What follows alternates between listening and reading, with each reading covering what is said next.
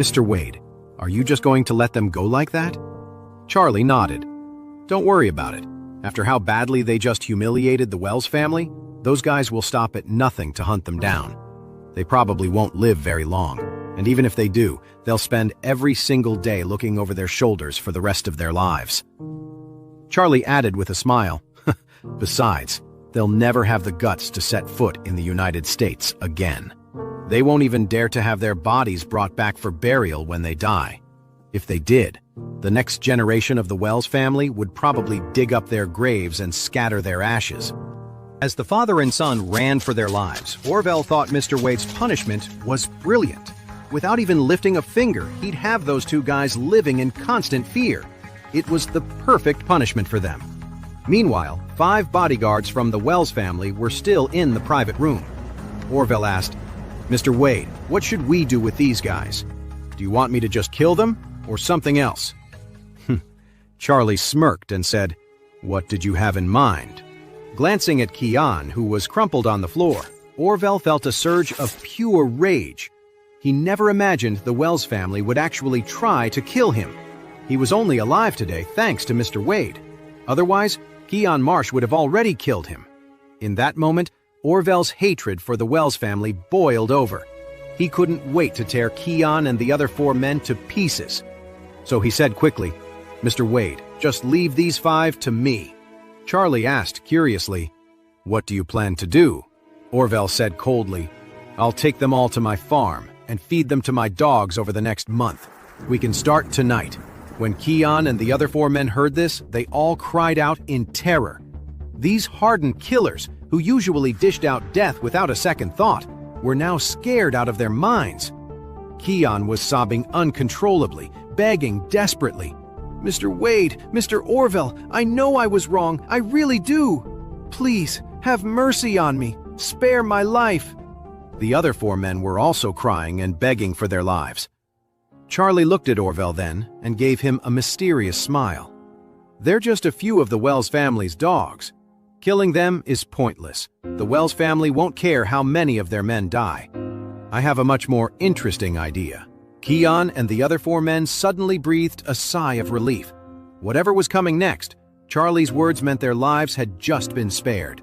Just then, Orville quickly asked, "Mr. Wade, what did you have in mind for them?" Charlie thought for a moment and said, "Well, let's carve some artistic penmanship on their foreheads. Then we'll let them go back and show Rowan Wells."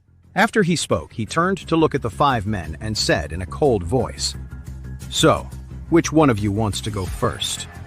I'll tell you what, the first one gets a discount, but for every person after that, I'm adding a word."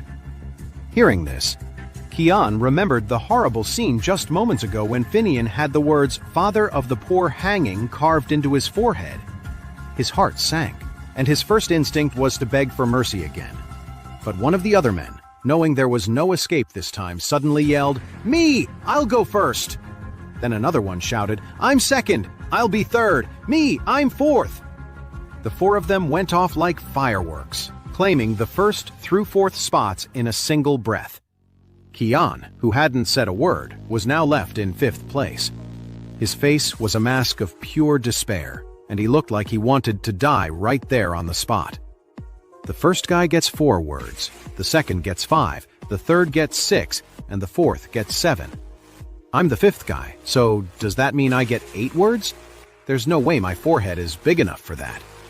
Kian suddenly burst into tears, begging, "Mr. Wade, please, just this once. From now on, I'll do whatever you want.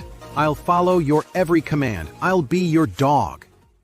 Charlie said calmly, "You're not good enough to be my dog. But if you keep running your mouth, I'll have Orville take you to his kennel and feed you to his dogs. He'll do exactly what I say. If you don't believe me, say one more word." Kian snapped his mouth shut in terror. He was genuinely scared of Charlie. Since Charlie said it, he didn't dare say another word, terrified that Charlie would actually have him killed. Just then, Orville picked up the dagger from the ground, walked over to the first man who had raised his hand, and asked, "Mr. Wade, what should I carve first?" Charlie thought for a moment and said, It needs to be short and to the point." "What's short and to the point?" After a brief pause, Charlie blurted out, "Just carve, Bradley is a punk." The man looked like he was about to cry. If the words "Bradley is a punk" were carved on his forehead, wouldn't his boss kill him? But he didn't dare object now. He had no right to refuse. If he dared to say a single word, he might piss off Charlie and get sent to the kennel to be fed to the dogs. Okay. Orville agreed without hesitation. Holding the dagger, he carved 4 deep words onto the man's face. Bradley is a punk. The man's face was dripping with blood. The 4 large words carved across his forehead sent a chill down the spines of the other 4 men. After he finished, Mr. Orville pulled the second man who had volunteered forward and asked Charlie, "Mr. Wade, what about this one?" Charlie thought for a moment and said with a smile, "Let's make it 5 words this time. How about we carve, Rowan Wells likes eating filth?" Orville nodded and immediately started carving his unique mark onto the second man's forehead. At that moment, Kian realized the number of words was increasing with each person. He quickly shouted, "Mr. Orville, sir, I'm third! Don't let anyone cut in front of me!" Orville sneered and asked, "What happened to all that swagger? Why are you acting like this now? How is this any different from begging for scraps?" Kian pleaded desperately, "Mr. Orville, sir, just think of me as a dog. Please, just carve mine first." Charlie frowned, walked over and kicked Kian hard. He said coldly, "You're a real piece of work. Those 4 are your boys, the ones who are ready to die for you. And now you're trying to throw them under the bus the second things get tough?" Kian flew backward from the kick, crying out, "Mr. Wade, I'm just a coward, sir. Please, be kind and let Mr. Orville carve mine first." Charlie's voice was like ice. "Cut the crap. You're last. Say one more word and I'll have him carve the Gettysburg Address on your face." Orville, "Mr. Wade, the Gettysburg Address is pretty long. I'm not sure it'll all fit on his face." As he spoke, Mr. Orville started reciting it, counting on his fingers. Charlie just waved his hand dismissively. "If it doesn't fit on his face, use his neck. If not the neck, then use his body. Hell, carve it on every inch of skin you can find. That way, he'll have to see it all the time. Maybe if he reads the Gettysburg Address enough, he'll finally learn something about loyalty and honor." Kian was terrified. He started crying and begging again. "Mr. Wade! Mr. Wade, I was wrong. I won't say another peep, I swear. You're right, I'll be last. I won't say a single word. I'll just wait quietly." Kian went quiet. Orville grabbed the third guy who had volunteered and asked Charlie, "Mr. Wade, what should I carve on his forehead?" Charlie replied, "Bradley Wells is a creep." Orville nodded, and with a wave of his hand, the bloody words were carved onto the man's forehead. Next up was the fourth guy. Orville turned to Charlie again. "Mr. Wade, what about this one?" Charlie thought for a moment, then said, How about Rowan Wells is incompetent?" Orville couldn't help but laugh. "Mr. Wade, when you say incompetent, are you talking about his performance in the bedroom?" Charlie waved his hand dismissively. "That's going too far. We can't just throw words like that around. It's too crass. What if some ladies saw it? They'd be mortified." With that, Orville finished his artistic penmanship on the fourth man's forehead. The only one left was Kian Marsh. Kian looked at the blood streaming down the faces of his 4 buddies and was terrified. He was a really arrogant guy. He'd always been so strong and felt untouchable, which gave him this inflated sense of self-importance. And the bigger his ego, the harder it was to face being humiliated like this. But right now, he didn't dare say a single word. He was terrified that Charlie would make Orville carve something completely ridiculous on him. He couldn't stand the thought of them carving some humiliating poem or even just a nursery rhyme onto his skin. So he just trembled and cried silently, waiting for his reputation to be destroyed forever. Right then, Kian had only one wish, that Charlie wouldn't make Mr. Orville carve something too vulgar on him. But he didn't know Charlie. The more someone worried about it, the more Charlie loved to be vulgar. Holding the bloody knife, Orville pointed it at Kian, whose face was pale with fear, and asked Charlie what to write next. "Mr. Wade?" Charlie thought for a moment, then said, isn't that a bit long? Let's keep it simple. Something down to earth, you know?" Then Charlie added, "How about this? Bradley Wells eats filth." Kian was mortified when he heard that. Orville quickly asked, "Mr. Wade, isn't there a mistake? It's Rowan Wells who likes to eat it, not Bradley." Charlie waved his hand dismissively. "Same difference. The point is to send a message to Roman and Bradley when this guy goes back. Carving Bradley's name on him will work better." "You got it." Orville nodded right away. "I'll carve it on him. Nice and big, nice and deep." Kian stared at the bloody tip of the knife and cried out, "Mr. Orville, please, I'm begging you. Can you just do one thing for me?" Orville snapped impatiently. "What is it now? Stop wasting my time." Kian wailed. "Mr. Orville, I just want you to use a different knife. That one. You already used it on Finian and on 5 other guys. It hasn't been cleaned. I could get sick. What if one of them had a disease or something? That could cause a cross-infection." When Kian said that, the other 4 guys started shaking in fear. One of them blurted out, asking the others, "Hey, are you 3 clean? You don't have an infection, do you?" "No." The other 3 quickly shook their heads. But who knows if that's true or not? Orville was getting pretty ticked off, so he smacked Kian across the face and snarled, "Enough of your crap! You don't believe me? You want me to carve the whole text on you?" Kian saw stars. He didn't dare say another word, just sobbed while Orville's sharp blade did its work. He could feel the tip of the knife slicing through the skin on his forehead, scraping against his skull. The searing pain nearly made him pass out, and blood streamed down, forcing his eyes shut. A wave of regret washed over him. He knew now that no matter how much Roman paid him, killing Orville was impossible. Too bad there are no do-overs in life. By now, all 5 of Roman's bodyguards had become living marking works, their faces a horrifying mess. Kian, the last one, had 8 words carved right onto him. They ran out of room on his forehead, so they used his cheeks too. His whole face was a terrifying sight, and the words carved into them were all insults aimed at the Wells family. The Wells family would probably lose their minds when they saw it. Kian cried and asked, "Mr. Wade, can you please let us go?" Charlie replied, "Sure, I can let you go. But first, to make sure you guys don't go back to being thugs, I have to teach you a lesson."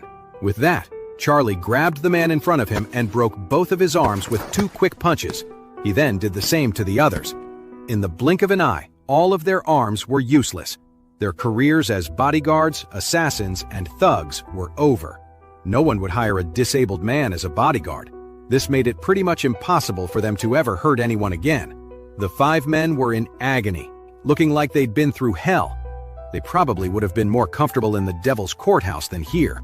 Charlie was something else. His methods of torture were like nothing they'd ever seen. Charlie stood up, satisfied, and said coldly, "The 5 of you, go back and give Roman and Bradley Wells a message. If they want to come after me, fine. But if they dare to drag anyone else around me into this, I'll make an example out of the entire Wells family." The 5 men scrambled to their feet and stumbled out of the mansion, completely humiliated. After the 5 men fled, Mr. Orville asked Charlie, "Mr. Wade, what about that stand-up comedy video of Finian and Gage Harrison?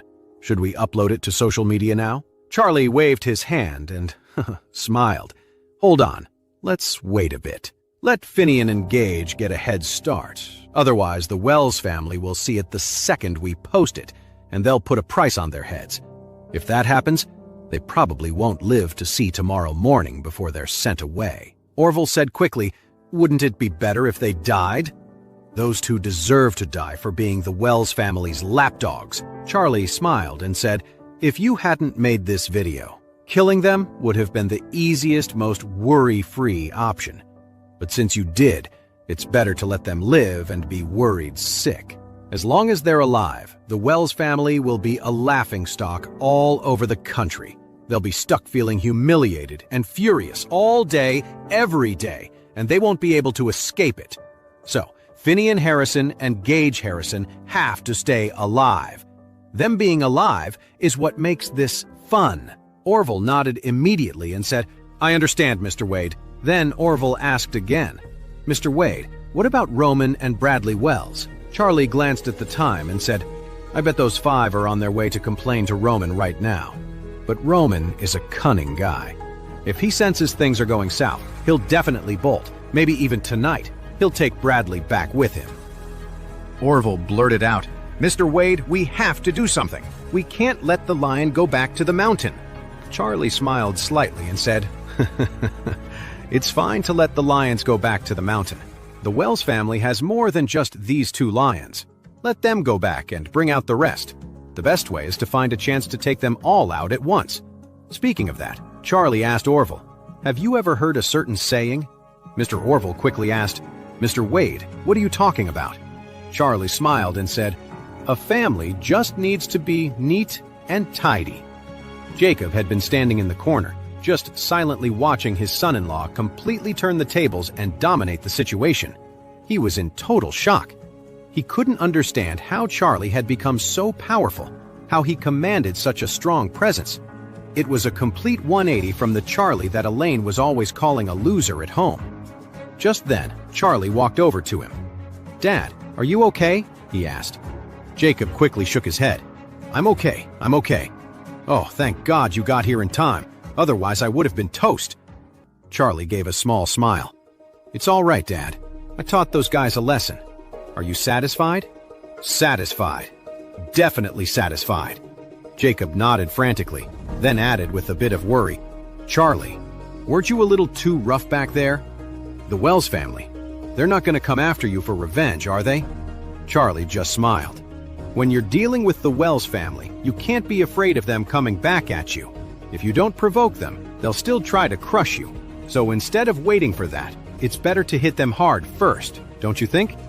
Jacob looked embarrassed. "You've got a point, but I'm just worried. They could crush us. We don't have their kind of money or power. If this turns into a real fight, we're bound to lose." Charlie waved his hand dismissively.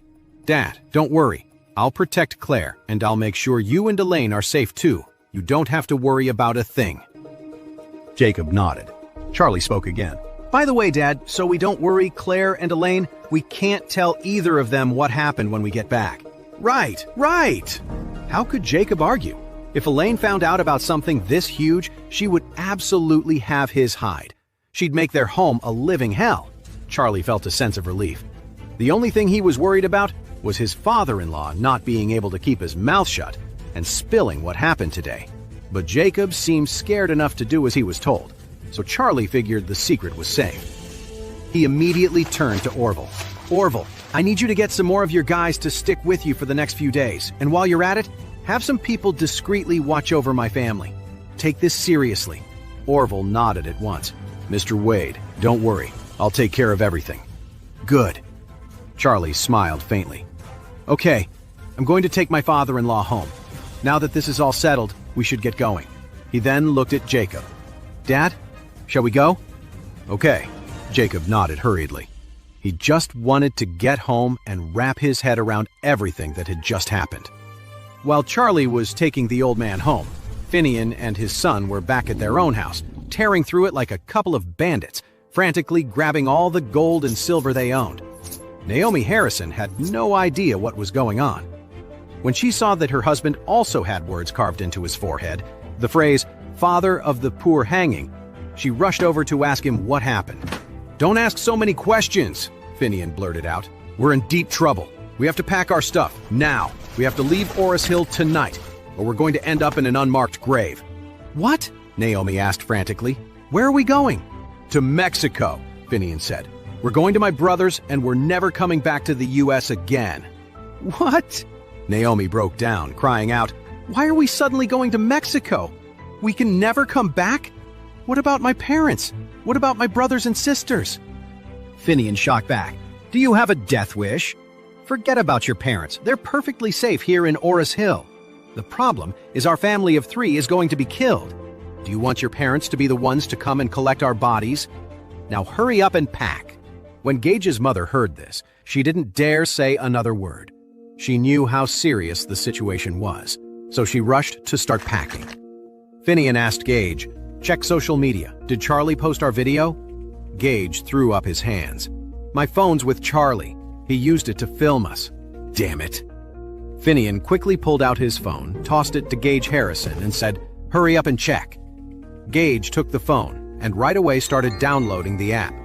After scrolling through a few videos on social media, he saw that their stand-up comedy routine wasn't posted anywhere. He breathed a small sigh of relief and said, "Looks like Charlie hasn't posted it yet. That's good." Finian nodded. "We can't waste any time. Let's go. We're leaving in half an hour." Then he turned to his wife and said, "Don't pack anything we can't carry. Call your mother and ask her to help us sell everything for cash. Then she needs to take it to the black market and exchange it all for US dollars. When we get to Mexico, our bank cards won't be any good, so we'll need that cash." His wife nodded quickly. "I'll call her right away. She has our spare key." Meanwhile, Kian and the 4 others, all with broken arms, had returned to the Aurelius Grand. With their arms broken, none of the 5 of them could drive, so they had to call for 2 cabs. But when they tried to hail a cab, most drivers took one look at them and sped off. After all, the 5 of them were a terrifying sight, all bloody and beaten, and even worse, they had curse words carved right into their foreheads. It was completely insane. Finally, Kian, getting desperate, shouted that he'd pay 10 grand for the ride. And that finally got a cab to stop.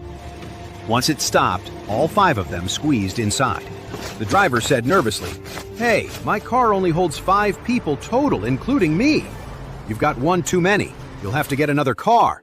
Kian shot back angrily. "What the hell are you talking about? I'm giving you 10 grand. You can't fit one more person?" Hearing that, the driver didn't see any other choice but to put up with it. He nodded and said, "All right then, 4 of you squeeze in the back. Just don't force the door shut." The 4 men desperately crammed themselves into the back row. Kian sat in the passenger seat, his face grim.